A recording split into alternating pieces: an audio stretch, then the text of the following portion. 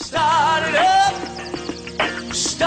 up with the Startup Nation. All right, welcome back to the Small Business Braintrust. In this segment of our Braintrust, what's going on? Scott Gerbert, what? Brainy? Brain. He's showing that he has a brain.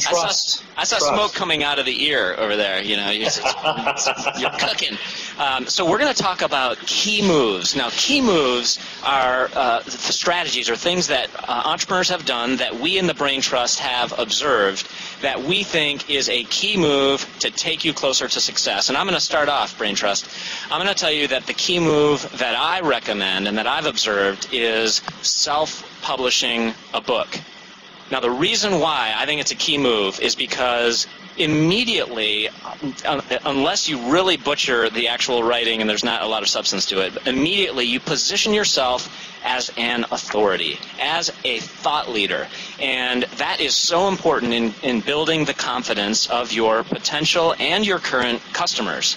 And there are so many examples. There's an example of a dentist that I was reading about who has published a book, and he had to spend maybe $5,000 to $10,000 to get it out the door, but he's gained over 450 new clients to his dental practice, and he's positioned himself as a possible speaker on speaking circuits at various dentist conferences and makes money from his speaking engagements. It's been a boon economically for him. Self-publishing, I think that's a key move.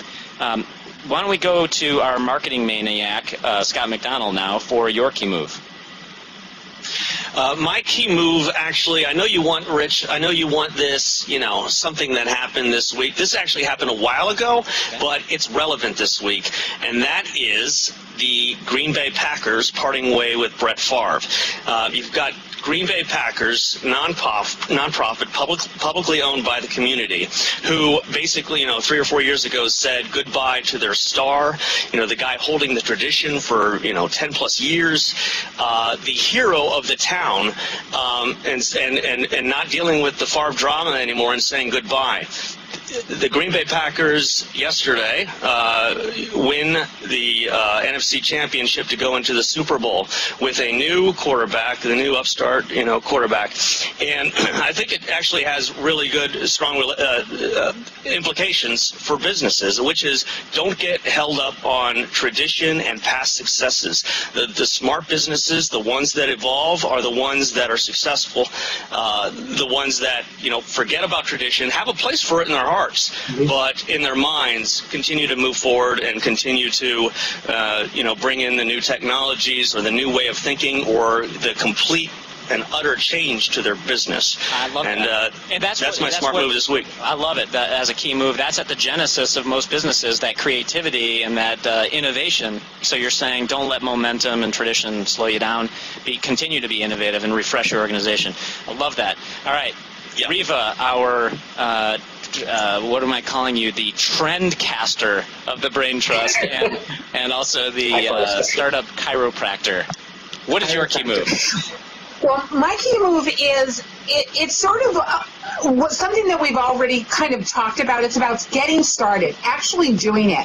I'm looking out and I'm seeing a lot of people who last year were saying, I think maybe I'll start a business, I think I'll do this, I'm going to wait and see. People are actually taking action, and I think that's really important that people take that next step.